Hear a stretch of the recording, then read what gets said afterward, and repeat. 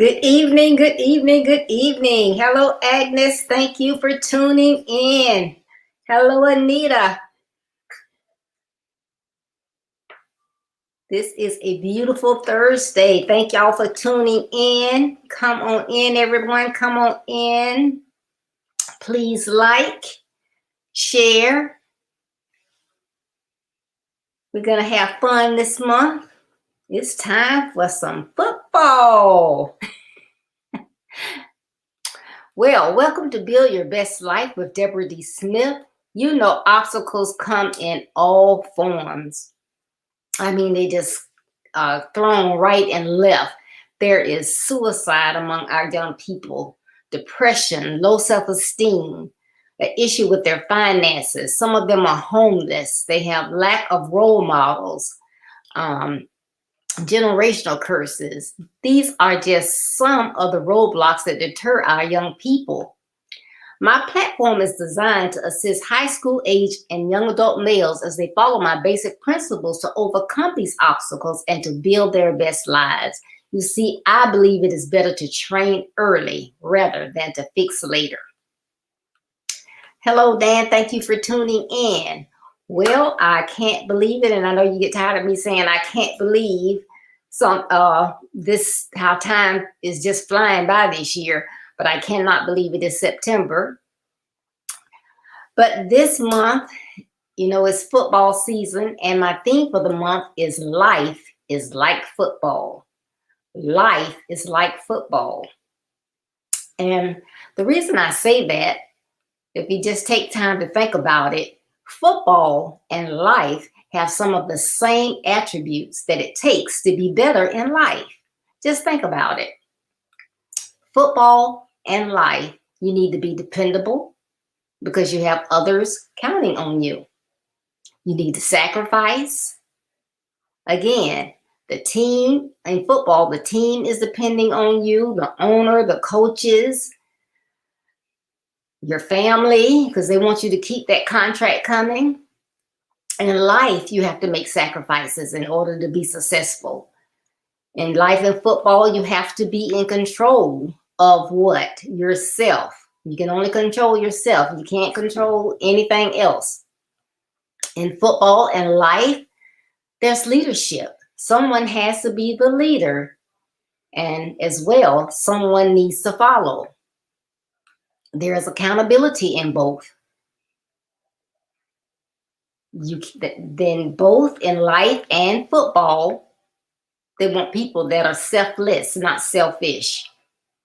They both require discipline. They definitely require teamwork, because what can you do now solo? It takes a lot to get things done. So it's always helpful if you have someone that has your back, someone that's willing to step in and help you with whatever it is. So that teamwork is wonderful in life and in football.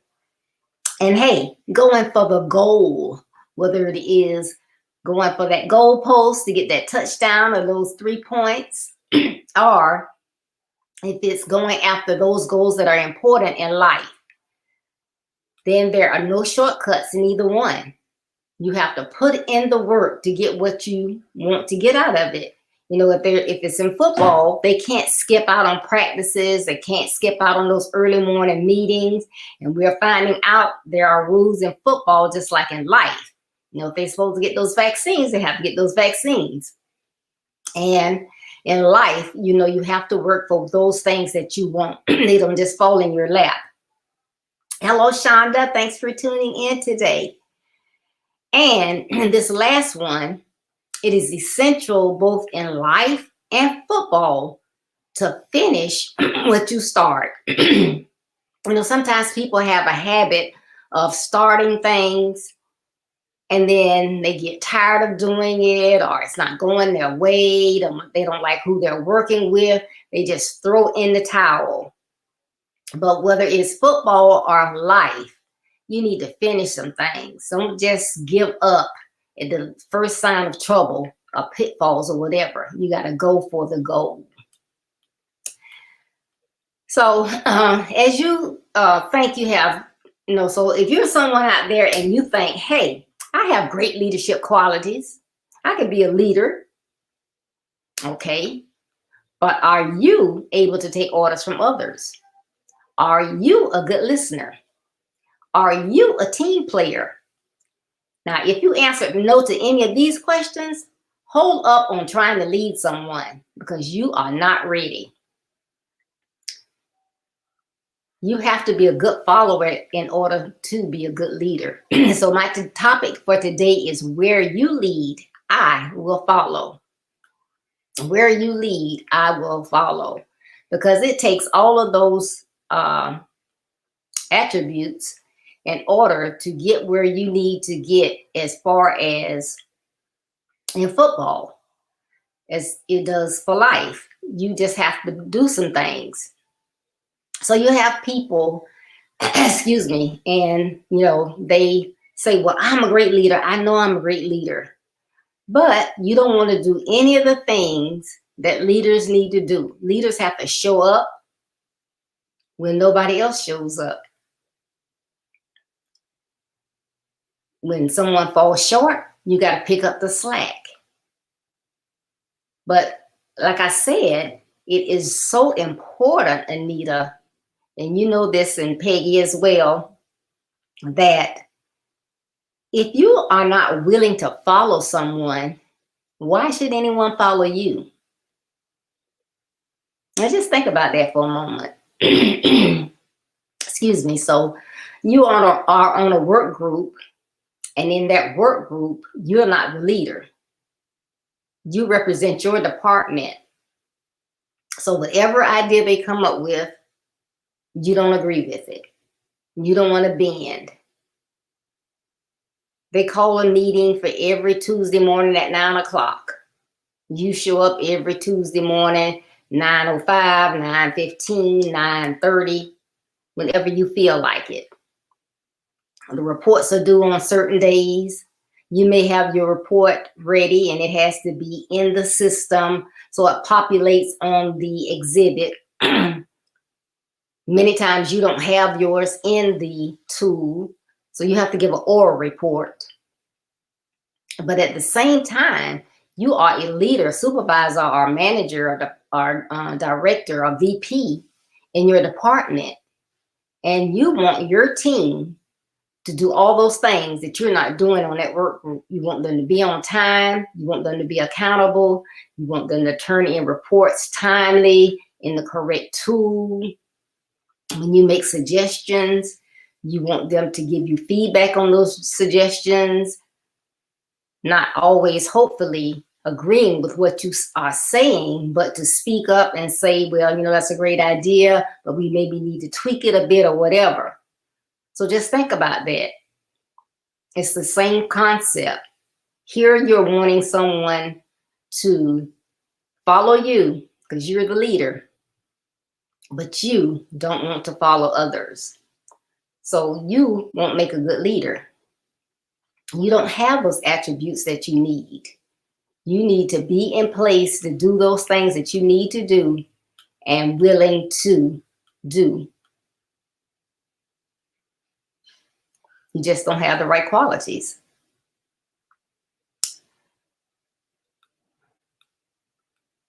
Are you a good listener? Someone comes in and they are saying that, oh, I need to talk with you. I'm working on this project and I really need to get your feedback. I have a good idea of what I need to do to make it successful and get the results that our team needs. But I really would like for you to listen to what I've come up with so far, because I know that you have the whole corporation in mind, and concepts of other areas that I may not know. So I need you to listen. And you go on and you begin to talk to your leader, and you're telling them that one of the things that's going to happen if we push this new system out on October 1st, there will be 2 days that I'm just going to say the FOOT system will be down. I'm thinking that won't be an issue since they are always updated every 5 days. So they updated on the 5th, the 10th, 15th, and so forth. So pushing out our new system on October 1st, we should be good. It shouldn't cause any hiccups or anything of that sort. Another thing I was thinking about, do we need someone to work that weekend or start or come in maybe 6 o'clock Monday morning and have someone to cover the clock the entire time? So work in shifts, you know, maybe 8 hours or 10-hour shifts. So one leaves and someone else comes in. So that way, if anything does happen, we have coverage. And so this is what I really want to talk to you about. So, you know, do you agree with my concept of what I'm saying? Do you think that you'll be able to do that without any hiccups? Do anything I say sound like it might be an issue? I think it'll work, but the whole time they've been sitting there looking at their phone. They weren't looking at you. You are hoping they were listening. So y'all go off October 1st. You push off the new system. The FOOT system went down like you said it would and be down for 2 days. I mean, it's not even 9 o'clock and the phone is ringing off the hook. The one person that came in at 6 is not able to take care of the phone calls. Guess why? Because having the FOOT system go down is not an issue for most of the areas, but the area that takes care of pharmacy, it clicks every time someone sends in for authorization on a medication. So by it being down, that's shutting down everybody getting their medication. You wouldn't know that because you don't know anything about the pharmacy area. Nobody on the work group said anything. Your boss should know all of this, but they weren't listening. But they want to be the leader. So you have to be a good listener, being there for your team, for your company, whatever your ministry, because it doesn't have to be a corporate leadership job. It can be in ministry, can be in an organization, a club, a fraternity, or anything. But a leader has to have certain qualities in order for things to work. Your head coach in football has to have certain qualities in order for things to work. And when they don't know certain things, they have to listen to other people. As an example, I heard on the news, was it yesterday? Maybe 2 days ago. But they were saying that when the Jaguars let, excuse me, some players go, that it was because they hadn't been vaccinated. Well, according to the NFL, they haven't said that you can just let players go because of their vaccination status. But our head coach made that statement. Now, he's new to pro football. You know, did he have a conversation with the other coaches, with the general manager, maybe with the owner before he made that statement? Did he just think, hey, I was hot stuff as a college coach, I got this. If I say it, it's good. Maybe not. So as a leader, you can't, you know, that word, I don't know, let me get back with you, let me find out. You have to just use that sometimes. You know, sometimes people don't want to say, I don't know. I'm not sure. We haven't discussed that yet, but let me get back with you.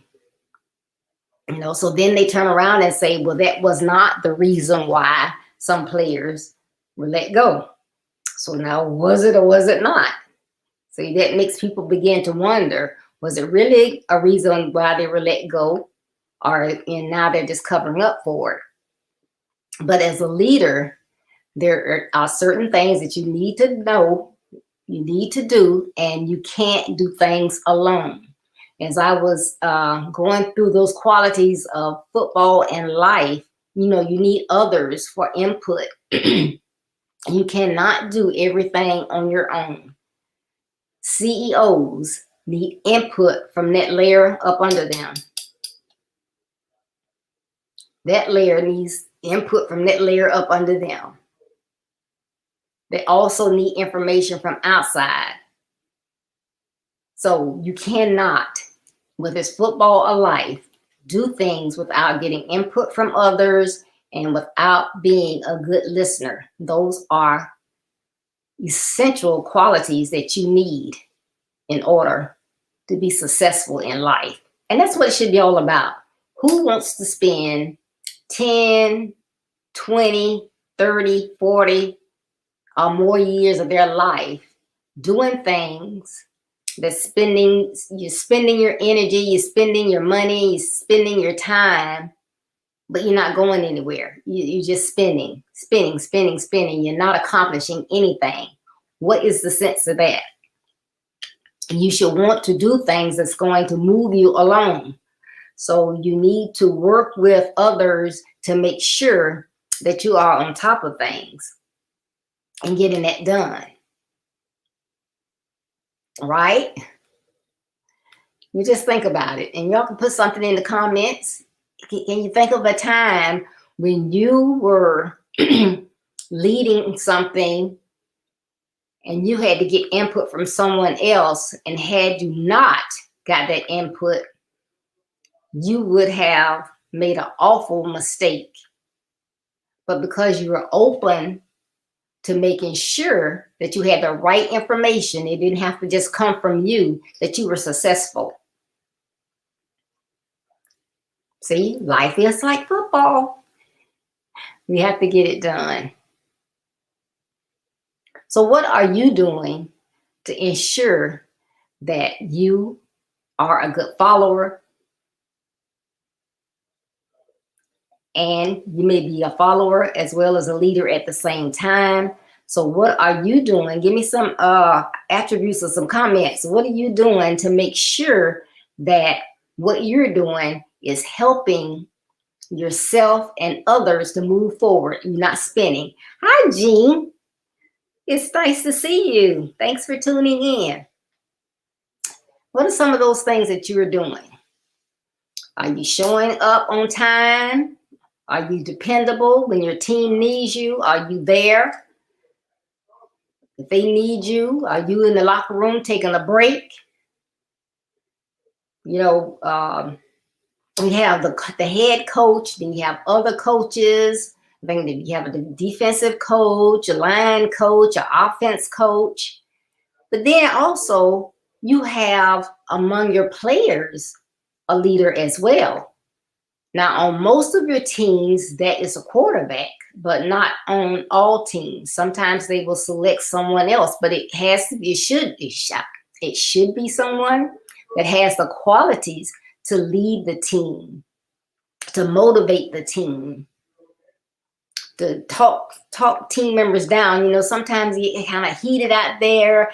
You're playing the best you can, and it seems like whatever happens, your team is getting driven back in the opposite direction, and you just frustrated, and somebody brush past you, and you think, oh, they hit me on purpose, and then you get to fighting.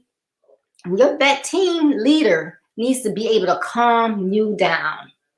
You don't want to turn into a fight and get a penalty for your team. You're already losing. You need somebody that's able to keep their head, focus, and talk with you in a manner that you're going to listen. So that, you know, a leader has a big responsibility, whether it is just like on the football team or wherever. They have a big responsibility. This is important. Listening is definitely a biggie.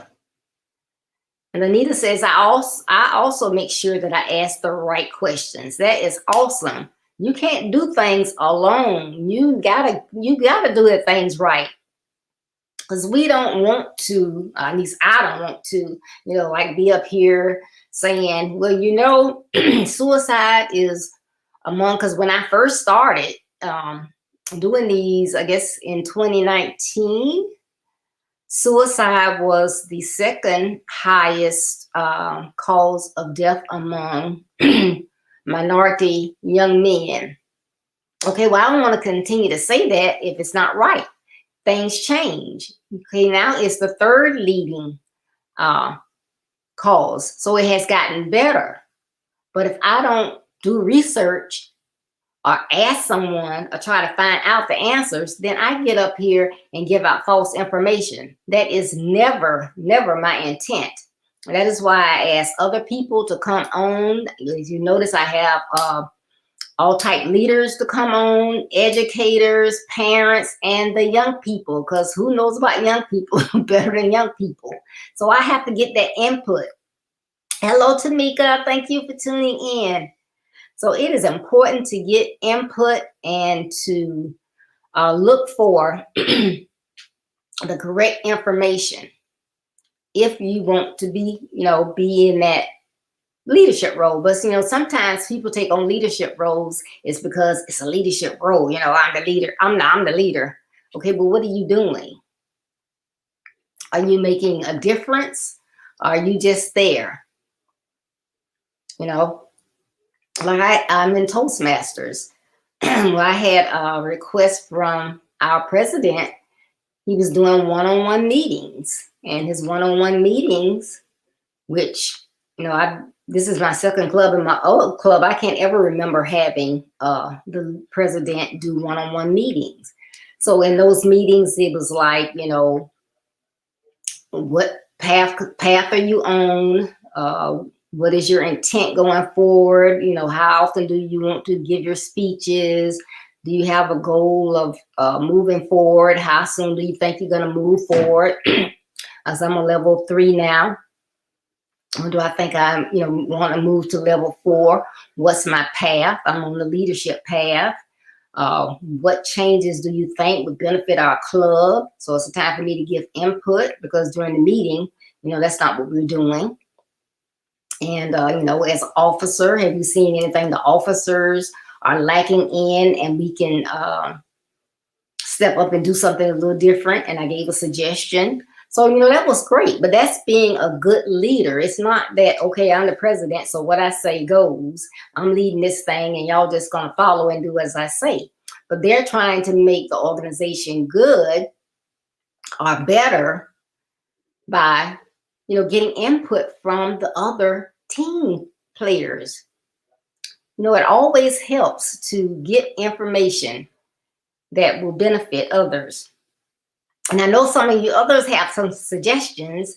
I appreciate all suggestions.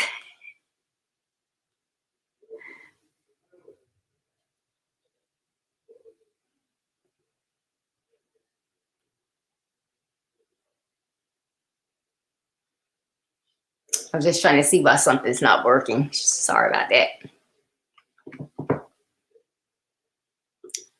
Seems like my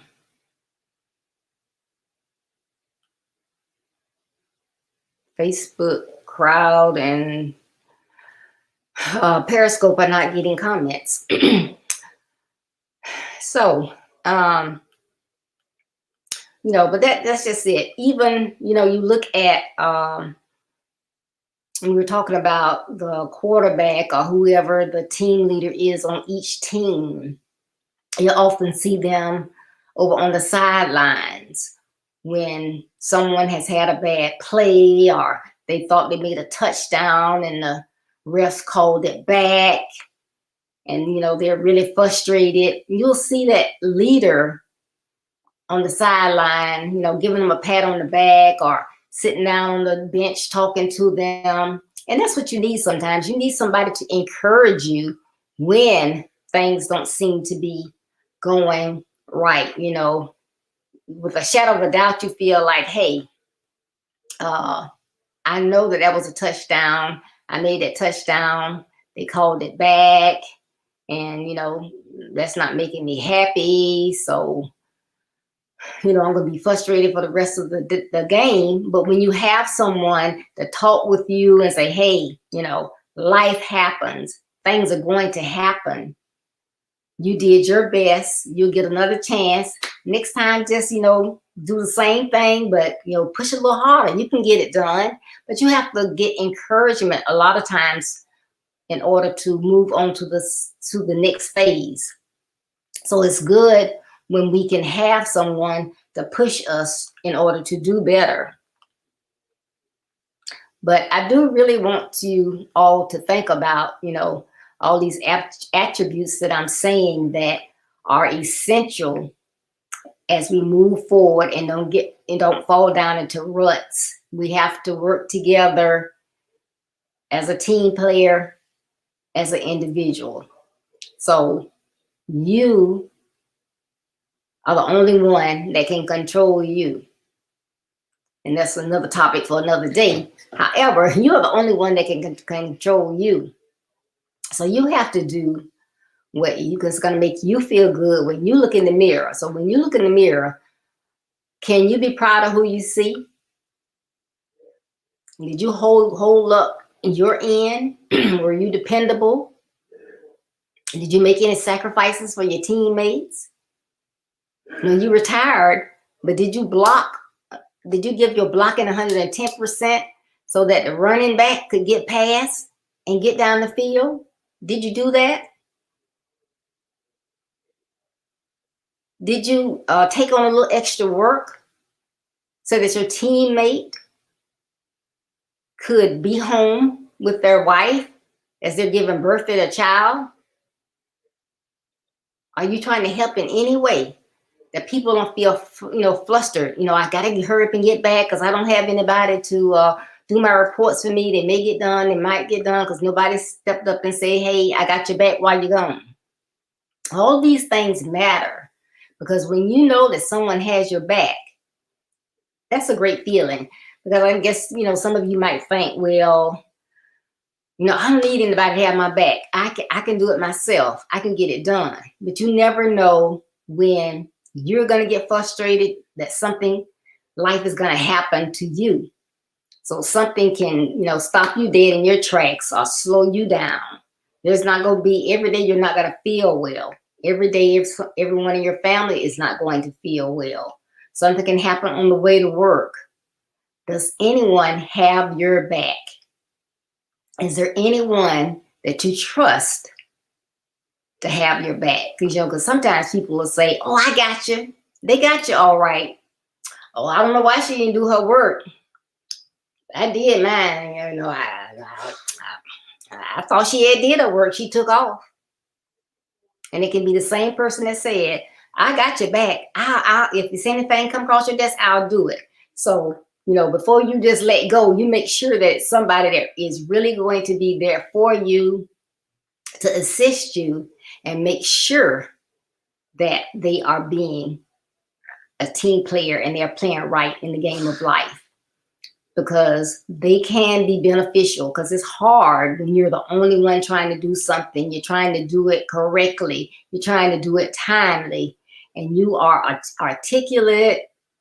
You are detail oriented. Your quality has to be the best. You don't slack. So whether you got 10 emails or you got 100, you're going to give each client the same quality work. Well, that can get frustrating sometimes. So if you have some help that you can rely on, that's a great thing. If you don't, you do what you can do, but you do what you do to the best of your ability. You don't slack. Because when you slack, you're letting yourself down. You're letting your team down, your department down, your company down. You do the best that you can with what you have. But if you can get some assistance, it is wonderful. Good evening, Henry Holmes. Thank you for tuning in. But these are some I thought was just great as I was reading about this. And I just thought, oh, it is football season. And this is just so interesting. I watch football. I have my favorite team, as you can see. I'm not going to say it out loud, but you can see. But I never thought of it from the point of view of all the things that it takes to be a successful football team are the same things that we need to have a successful life. And I just thought that was a wonderful correlation. And also, if you have an opportunity, please go to my website and read my blog. I drop a blog every Monday, and it's on my website. It's on the screen now, www.buildyourbestlife.org. And my blog this past Monday was "It's Time for Some Football." But you need to check it out, read it. I think you might like it, and check out some of my other blogs that you've missed while you're out there. But as I do this, I am trying to think of engaging, interesting ways to deliver basic information, basic principles that we all need in order to build our lives and make them better. So if there is anything on this session today that you think will help anyone that you know to build a better life, to show them that it is important to have certain qualities, whether they are attempting to lead a department, a company, an organization, a fraternity, their household, all those things are important. And if they love the game of football, think about, because I know they know everything about football, but think about all those positions and what it takes to be a successful football player and team, and look at the correlation of that in life. And I think it would be such a benefit. So if there's anyone that you can think of, please share this with them. If this is the first time that you have visited my page, please make sure that you build your best life, because some of you have liked my Deborah D. Smith, my personal Facebook page, but you have not liked my Build Your Best Life page. But if you like my Build Your Best Life page, then you can also click on notifications and you will automatically know when I go live. But I thank you so much for tuning in today. Thank you all so very much for taking the time out of your Thursday afternoon to hear what I had to say. I really appreciate it. Make sure while you're on my website, or visit my website, those of you who may not have my book, but I do have a book, Build Your Best Life, and you can get an autographed copy out on my website. It makes a great gift for anyone, and the book is for our leaders, mentors, parents, grandparents, our young people. It is for everyone that has a desire to better your lives. These principles in this book will assist you in building your best life. And also you can look at my calendar of events on the website as well. So thank you so much. And please tune in Saturday morning at 9:30 a.m. and we'll be talking about sacrifice now for success later. Sacrifice now for success later. So again, thank you so much for tuning in. And remember, as you travel on your road to being a better you, there will be, let me tell you, there is no doubt, there will be pitfalls, distractions, rough terrain, and detours. But no, don't let any of these negative aspects of your journey stop you. Keep going to be a better you. Finish the things that you start. So keep going to be a better you so that you can build your best life. And remember, building your best life is our business. And that's not a slogan. It's our commitment. Thank you so much. Love you. Be safe. I look forward to seeing you Saturday morning, 9:30 a.m. Eastern Standard Time. And remember, be safe out there. Love you. Bye-bye.